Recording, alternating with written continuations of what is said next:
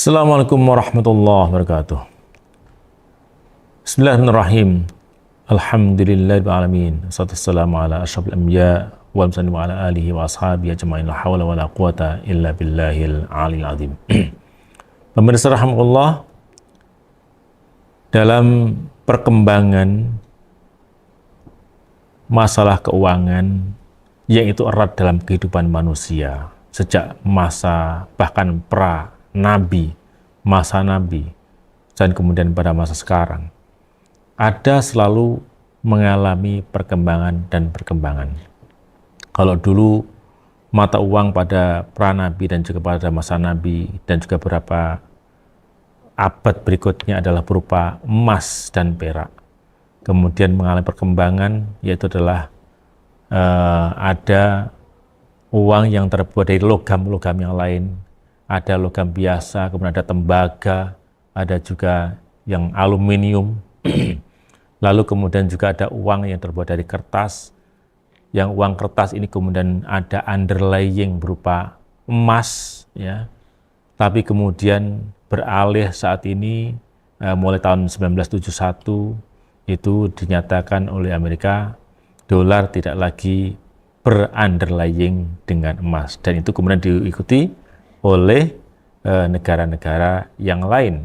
Masing-masing mata uang negara kemudian tidak lagi pakai underlying dengan emas.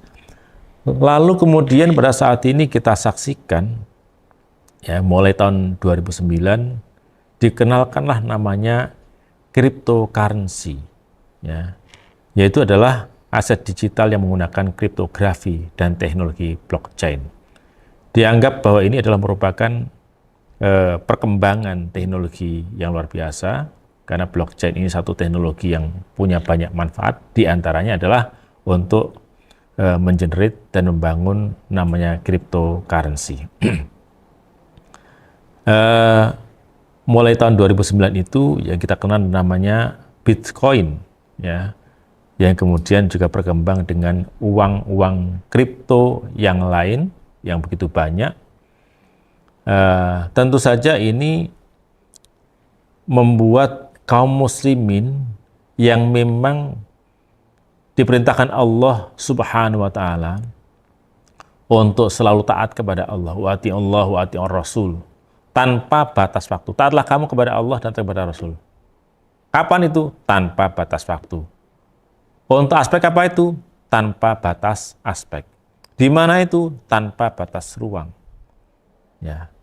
Termasuk untuk apa itu? Juga untuk apa saja.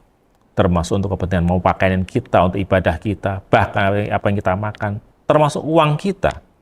Kalau muncul kemudian satu hal yang baru, yaitu adalah cryptocurrency, maka wajar jika kaum mukminin, kaum muslimin ingin mengetahui bagaimana sejatinya dalam perspektif Islam, dalam perspektif syariah.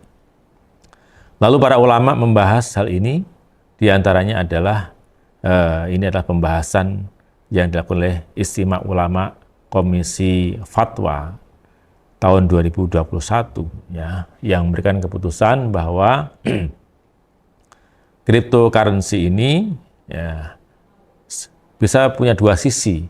Apakah dia sebagai uang ataukah sebagai komoditas? Diputuskanlah dalam istimewa itu, sebagai uang dinyatakan bahwa itu adalah uang yang tidak sah karena masih mengandung gharar, ketidakjelasan, mengandung doror artinya unsur bahaya karena bisa mengancam kedaulatan rupiah di Indonesia, ya, dinyatakan begitu. Adapun sebagai komoditas dianggap mengandung gharar, mengandung doror, ya, di situ ada aspek masih ada unsur judi ketika orang memperdagangkannya, ya, dalam pandangan para peserta, dan tidak memenuhi syarat sebagai sil'ah, sebagai syarat tidak memenuhi syarat sebagai harta yang bisa diperdagangkan atau urut tijarah, ya.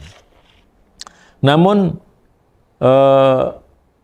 ulama Komisi Fatwa yang beristimewa pada saat itu juga memberikan catatan, pada saat di mana cryptocurrency memang memenuhi syarat sil'ah, syarat sebagai harta dan komoditas yang yang memenuhi syarat secara Islam, bebas dari gharar, bebas dari doror, bebas dari unsur perjudian, maka sah itu untuk diperdagangkan atau sebagai komoditas, tidak sebagai uang.